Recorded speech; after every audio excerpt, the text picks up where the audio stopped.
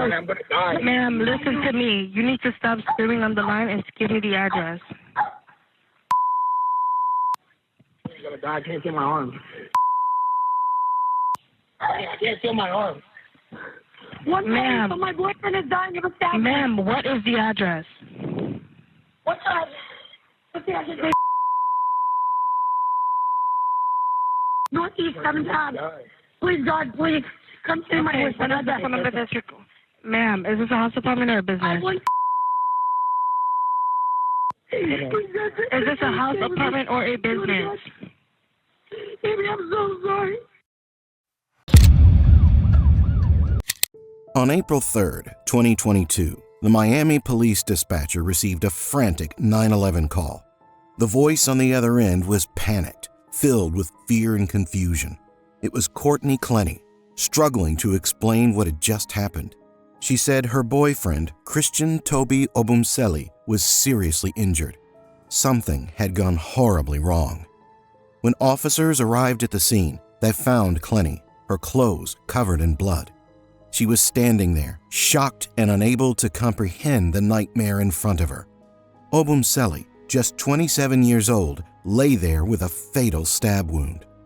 Clenney insisted it was an accident. She kept saying it was self-defense. She said Obumseli had thrown her to the ground during a fight, so she grabbed a knife and threw it at him. She claimed the knife hit him from about 10 feet away. But was that even possible? So you grabbed a knife? Because I grabbed a knife. I grabbed a knife and I said, like, pretty much just like, don't get any close to me. And then, kill me. Said something, kill me. And then I just like threw it. And I really How exactly did you throw it? Did you just throw like that? How many times? No, how exactly did you throw it? Like you threw it like this, or kind of like you flung it at him, overhead, or how did that? Oh, I just flung it. You just flung it over your head, or from like this. Okay. So from like beside your head. Holding it, yeah. So not like like I'm holding it like this. This is not the knife. The blade to it? Right, the blade. I for dang sure did not stab him. The knife had gone deep, puncturing a major organ in Toby's chest. It was a fatal wound, and a knife thrown from that distance couldn't cause that kind of damage. No one could throw a knife with that much force, not unless they had training, and this wasn't a movie. It didn't add up. So, what really happened? Could it have been a desperate mistake, or was there something darker at play? It was very toxic, and I knew from the beginning that he was not treating her correctly. I saw proof with my own eyes. I heard calls between them, calls to my wife. I heard many things that a father who loves his daughter very deeply should never have to put up with. The more investigators dug into the details, the more it became clear. This wasn't just a fight that got out of hand. Now, before we move forward, let's have a look at her personality and how she behaved in society at large. This is from one of the podcasts she collaborated on. Do you like to be fully controlled, or do you? I like to be submissive. Yeah, in the bedroom, Yes. But like in my life, I don't like anybody to tell me what to do. Yeah, so you only want him to tell you what to do in the bedroom. Other than that, you don't want him to tell you anything. Right. That's exactly it. Yes. So that sounds like you're a control freak with your relationships. Courtney Clenney, the 26-year-old model who had called 911 on the day Christian Obumseli died, was charged with second-degree murder. She had told authorities it was all self-defense during a fight that got out of control. At first, the police seemed to accept her story, but months later, everything changed. When the medical examiner looked deeper into the case, the findings were different from what Clenney had described. Obumseli's death wasn't just a random injury.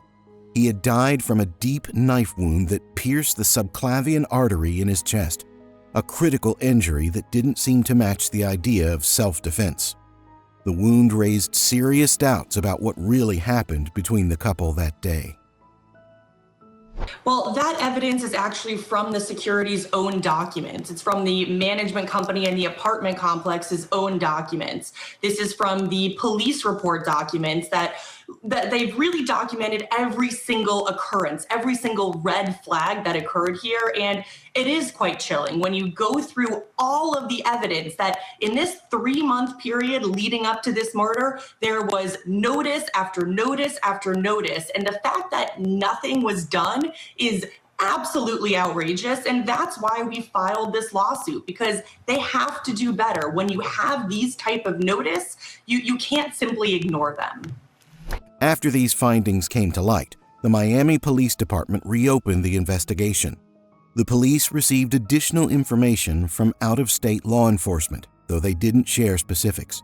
This new evidence included video footage, recorded statements, and data pulled from phones. All of these pieces painted a more complicated picture of the relationship between Clenney and Obumseli. Have you taken any alcohol or medication or narcotics today? No. No. I have just like medicine, but nothing that was mind altering. Oh, okay. Like what? I actually don't know what it's called, taking the medication for. What's the medication for? If you don't mind me asking. Investigators soon realized that their relationship hadn't been peaceful for a long time.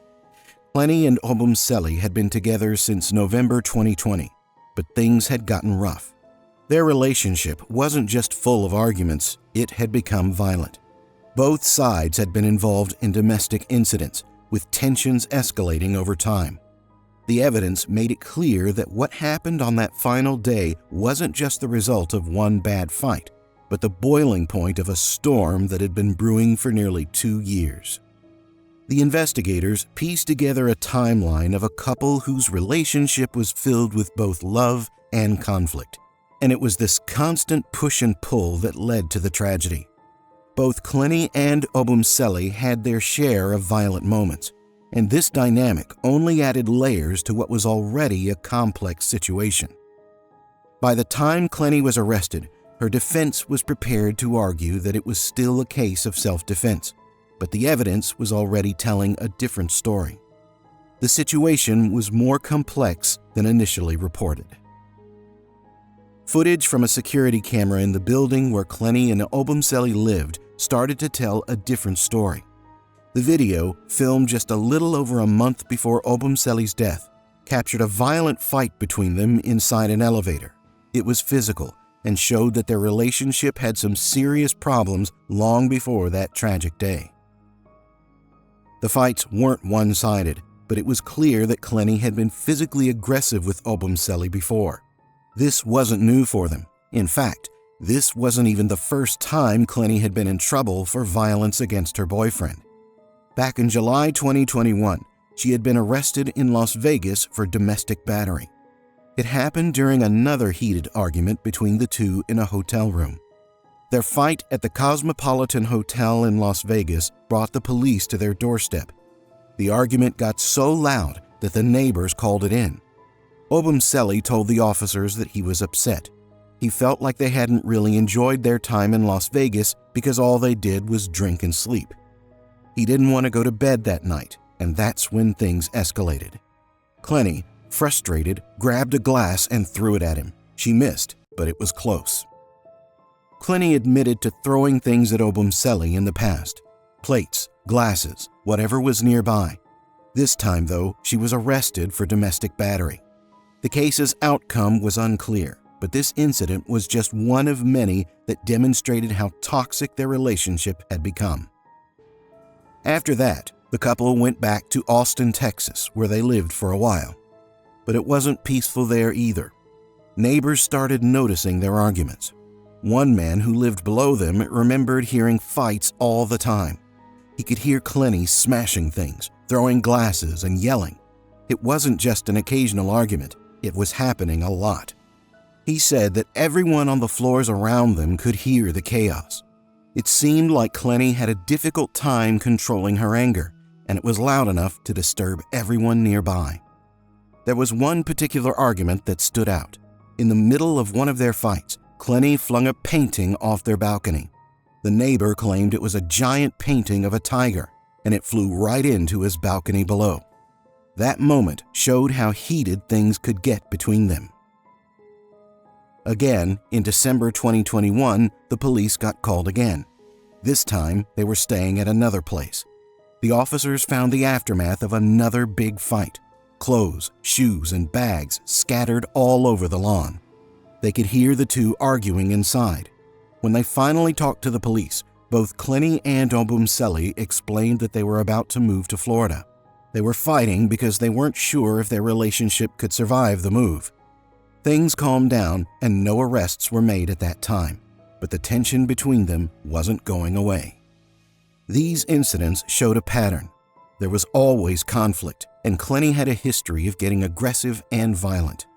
Everyone around them could see the signs, and it seemed like their relationship was heading toward a breaking point long before the final tragedy. Their relationship was a constant storm of fights and makeups. The intensity between them was always there, and it wasn't rare for things to get out of hand. Just a few days before Obumseli's death, during the last week of March, they had split up again. Clenney had kicked him out of their apartment, and it seemed like things were finally over. But that wasn't the end. By April 1st, just 2 days before everything came to a head, they got back together. But it didn't take long for the arguing to start up again. That very same night, the police were called to their place. Clenney was the one who made the call, and when officers arrived, she seemed intoxicated. It was the same pattern repeating itself. Another fight, another awful night. What's going on today? Things got blown out of proportion, like to the max. Have you ever been cited or arrested before? Yes. For what? DUI. So, why am I here? What's going on? My boyfriend and I just got into like a loud argument. So you called once again for what? Why did you call for help? Because we were getting really loud. We were getting loud. And I was like, oh my God, we're gonna like do damage to the room or something. Not damage to each other. Like I really want to like. But why would you think that? Why would you think that you were gonna do damage to the room? I like throwing something or like. Did you throw something? Did I? Yeah. No. Did anybody throw anything? No. So why would you think that there is damage to the room to be made? Because I've done that before in our house, and I. What have you done? Thrown a glass at him, plate. Their relationship was a cycle of breaking up and coming back together, and every time the tension only seemed to get worse. What had started as love between the two had turned into something toxic and dangerous, and even though they had moments of peace, it never lasted long.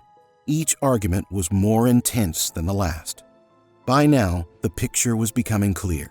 This wasn't just a simple case of a relationship gone wrong. The fights had been going on for months, and every time they seemed to inch closer to a breaking point. When Cheney and Obumseli rekindled things in April, it was like adding fuel to a fire that was already burning out of control. That final argument wasn't just a random outburst. It was the result of months, if not years, of built-up anger and tension. The surveillance footage, the arrests, and the arguments all indicated a spiraling relationship. And when things finally boiled over, the consequences were fatal. So after that, the investigators dug deeper into what actually happened on April 3rd, the day of the tragic event. It seemed like the day started off as a normal, calm day. Clenney and Obumseli were in their apartment, spending time together with their dogs. There was no sign of the storm that was about to hit. At around 1:15 p.m., Obumseli took the dogs out for a walk. Meanwhile, Clenney stayed behind and went live on Instagram, interacting with her followers like it was just any other day. Nothing seemed out of the ordinary. When Obumseli returned to the apartment at 4:32 p.m., he brought Subway sandwiches back with him. It appeared like a quiet afternoon between two people, but somehow things quickly escalated. The timeline that the police reconstruct shows that the stabbing happened sometime between 4:43 p.m. and 4:57 p.m. In that short span of time, everything changed.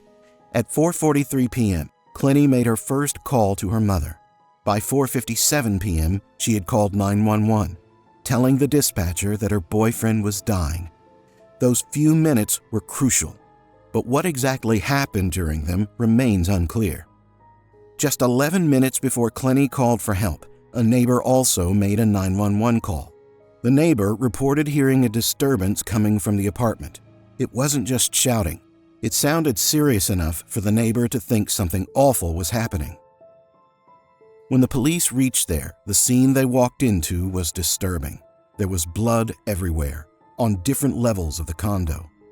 2 large pools of blood stood out, showing that Obumseli had been bleeding for a while before anyone arrived. It wasn't a quick incident.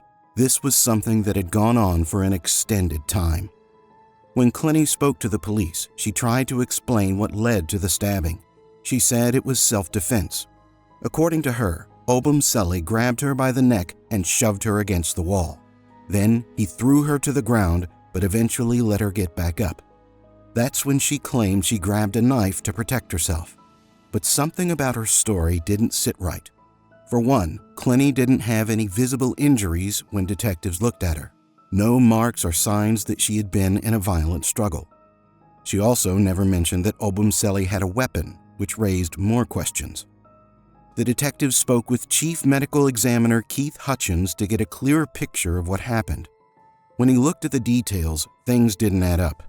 Clenney had told the police she threw the knife at Obumseli from across the room, but Hutchins found that difficult to believe. Based on the angle and depth of the wound, it didn't seem possible for a knife thrown from a distance to have caused that kind of injury. It was too deep, too precise. Something else had happened. Hutchins didn't outright say what he thought, but even he wasn't sure if Clenney's actions were justified. The more he looked at the evidence, the more doubts crept in. The story Clenney gave didn't match up with the facts. Obumseli had been bleeding for quite some time before the police arrived, which made it hard to believe her of a sudden, desperate act.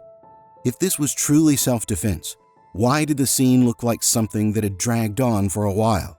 Why was there so much blood spread across different areas of the apartment? Later, when Clenney's mother spoke with the police, she mentioned hearing her daughter yelling at Obumseli, accusing him of lying and telling him to leave the apartment. But she didn't seem to acknowledge that a physical fight was taking place. This left investigators questioning what was really going on during those critical moments. As they continued to piece things together, a text message caught their attention. Clenney had received a message from her mother later that day at 5:25 p.m. In that message, her mother told her not to speak to investigators without a lawyer and mentioned something about self-defense. This message, paired with the events of the day, raised even more questions about Clenney's actions and her story. By the time the police arrived and took Clenney's statement, there were already consistencies. What she told them didn't match the evidence. The medical examiner's findings showed that the wound Obumseli suffered wasn't consistent with the version of events Clenney had described. Something was off, and the investigators knew it. Whatever happened in those few critical minutes led to Obumseli's death, but the truth about what exactly triggered the violence remained clouded. The day had started so peacefully, but it ended in tragedy. The story Clenney told didn't match the facts, and the more they investigated, the more pieces seemed missing. At first, Clenney was allowed to go home. She gave a recorded statement to the police, but the investigation was still ongoing. For a while, things seemed quiet. In those 4 months before her arrest, her lawyer kept pushing the same story, that Clenney had acted in self-defense. But Obumseli's family didn't believe it for a second. They didn't think justice was being served, and they felt Clenney was getting special treatment. To them, it looked like her being a white woman had something to do with it, while Obumseli, a black man, wasn't getting the same consideration. Things took a turn on August 9th. By then, Clenney was in Hawaii, apparently trying to recover from substance abuse and the trauma of everything that had happened. That's when she was arrested. The authorities had reviewed the evidence, and it wasn't looking favorable for her. They believed she wasn't acting in self-defense after all.